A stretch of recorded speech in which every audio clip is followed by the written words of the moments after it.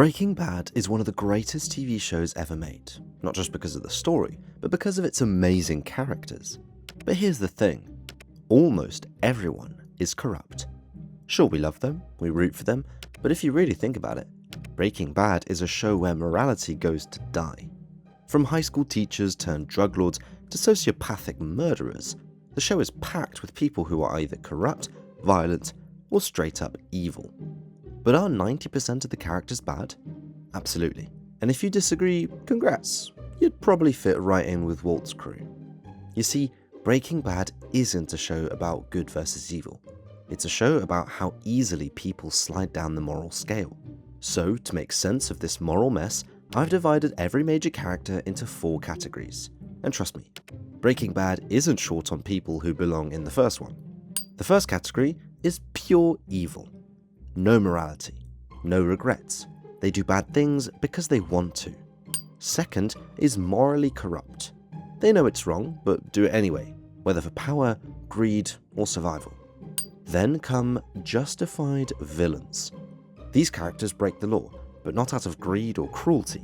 Their harsh backgrounds and circumstances push them into crime, often leaving them with no real choice. They don't enjoy what they do, but in their world, survival means crossing moral lines. And the last is good people. The rare unicorns of Breaking Bad. The ones who somehow managed to stay decent while everybody around them was laundering money or burying bodies in the desert. Let's start with Walter White. Walt didn't just break bad. He shattered every moral compass he ever had. He started as a desperate man trying to provide for his family. But let's be honest, that excuse ran out fast. By the time he was poisoning children and ordering executions, it wasn't about survival anymore. It was about power. He could have walked away multiple times, but every time he doubled down. His pride turned him into a monster, and the worst part, he knew it. He wasn't forced into evil, he chose it. And the moment he admitted, "I did it for me," we knew Heisenberg had fully taken over. Walter White is the definition of morally corrupt. He knew what he was doing was wrong, but he did it anyway because he liked it. Do you know the reason I'm not adding him in the list of pure evil? That's because he killed Jack and his Nazi gang. However, if Walter White is a monster in the making, Gus Fring is what happens when that monster learns patience. Gus is calculated, methodical, and terrifyingly composed. He doesn't kill his enemies, he destroys them. The difference between Gus and someone like Tuco is that Gus never loses control. Every move he makes is planned 5 steps ahead, and that's what makes him so dangerous. But for all his politeness and well-tailored suits, let's not forget, he's a massive drug kingpin who launders money, orders executions, and slits throats when necessary. He's not pure evil because his vendetta against the Salamancas is personal, not just about power. But don't mistake that for morality. Gus is as deadly and dangerous as he is polite and professional, and that lends him next to Walter White on the list. If Walter White is a monster in the making and Gus Fring is a monster in disguise, Todd Alquist is a monster with a smile. Unlike Walt or Gus, Todd doesn't just justify his crimes, he doesn't need to. There's no pride, no power struggle, no deeper ambition. He kills because it's convenient. And worse, because he simply doesn't care.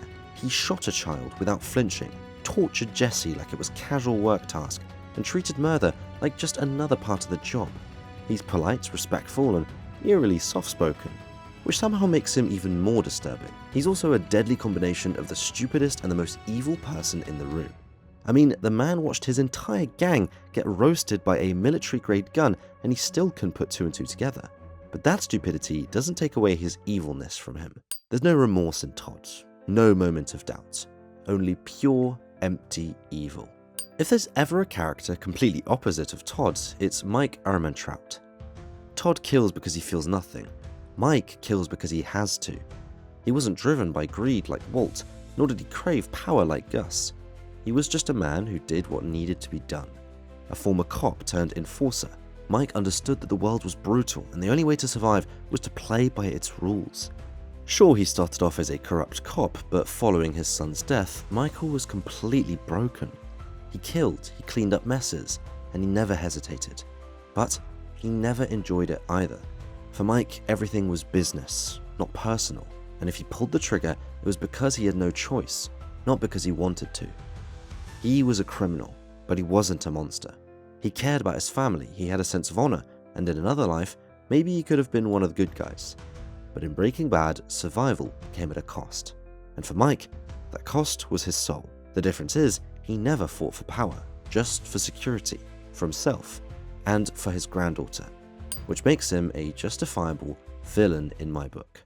However, if there's one character who never had a single moment of restraint, it's Tuco Salamanca.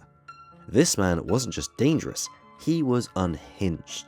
He didn't kill for power or strategy, he killed because he felt like it. One second he's laughing and handing you a wad of cash, and the next he's beating someone to death for saying something stupid. He didn't care about the business, the money, or even his own survival.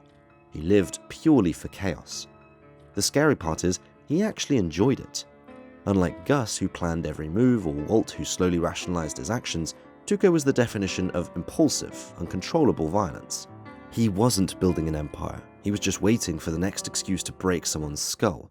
A perfect example of pure evil. Since we are discussing Tuco, let's talk about another evil Salamanca, Hector. Even before Gus confined him to a wheelchair, Hector wasn't just a killer, he was a sadist. In fact, that's the reason Gus had to tie him to a wheelchair in the first place.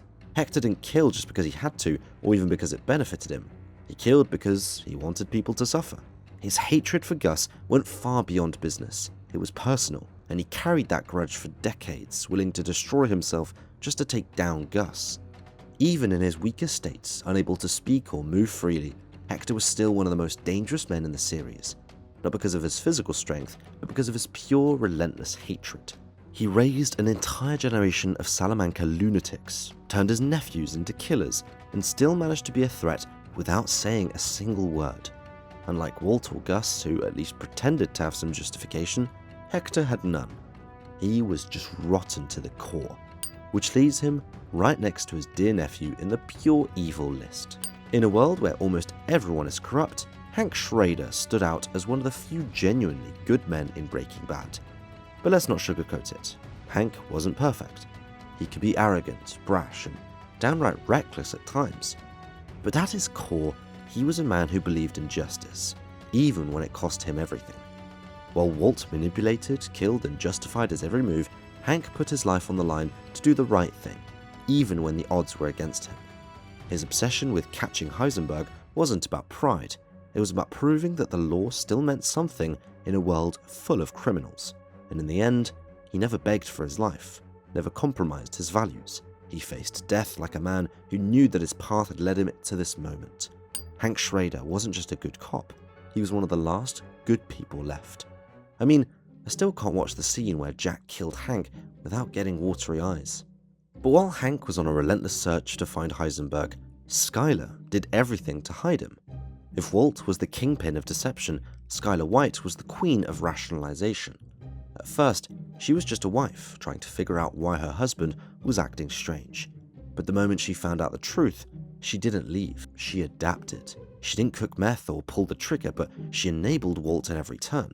She laundered his money, played along with his lies, and even made some of her own. Sure, she told herself it was for the family, but was it really? The truth is, Skyler had multiple chances to walk away, but like Walt, she kept going. She's not pure evil, she had limits, and she hated what she became.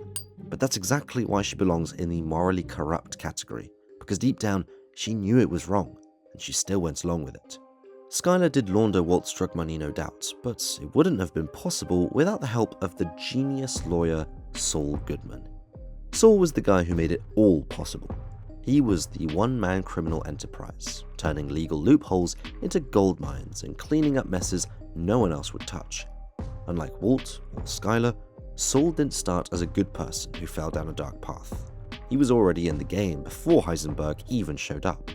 He facilitated nearly every crime in the show. Laundering money? No problem. Disappearing people? Easy. Getting a poisoned Brock into the hospital without questions? Consider it done. Saul never had a moral crisis. He just did what paid the best. He wasn't pure evil because he didn't kill or torture, but he was the ultimate opportunist, proving that sometimes the most dangerous criminals don't need a gun, just a law degree, which in our list qualifies for being morally bankrupt. For a show filled with murderers, drug lords, and corrupt lawyers, Gale Botica was a rare anomaly, a genuinely good person trapped in the wrong world. He wasn't a power-hungry criminal or a ruthless enforcer, he was just a brilliant chemist who loved the science. There's no doubt that Gale wasn't in the meth business for money or power, he was in it for the artistry. He saw chemistry as a pursuit of perfection, and unfortunately for him, that pursuit led him straight to Gus Fring. He admired Walt, saw him as a mentor, and even wanted to be his friend, completely oblivious to the monster standing in front of him. But being good in Breaking Bad is a death sentence, and Gale learned that the hard way. I know some of you might be questioning my choice of putting Gale among good people, but I like to give him the benefit of the doubt. That Gale was just a gullible science enthusiast who never saw the world he was living in. In another timeline, Gale would have been a Nobel Prize-winning scientist, but then again, in another timeline, Gus might have taken over Kentucky Fried Chicken. Gale was a man who never knew what he'd gotten himself into. Jesse, on the other hand, understood it all too well. But still, he is Breaking Bad's ultimate tragic figure, the one person who had a shot at redemption, but kept getting pulled back into the darkness. He didn't start as a cold-blooded criminal, he was just a wannabe dealer, more concerned with partying than building an empire. But the second he teamed up with Walter White, his life became a spiral of pain, guilt, and manipulation. Unlike Walt, Jesse never lost his humanity. He hated what they were doing, but he was too deep to escape. He tried to be good, but every time he reached for a way out, something pulled him back in. Jane's death, Brock's poisoning, Andrea's murder. He made terrible choices, but he also paid for them tenfold. Jesse is the definition of a justified villain. He did bad things, but not because he was evil. He was broken, manipulated, and desperate to survive. And in the end, he was the only one who truly earned his freedom.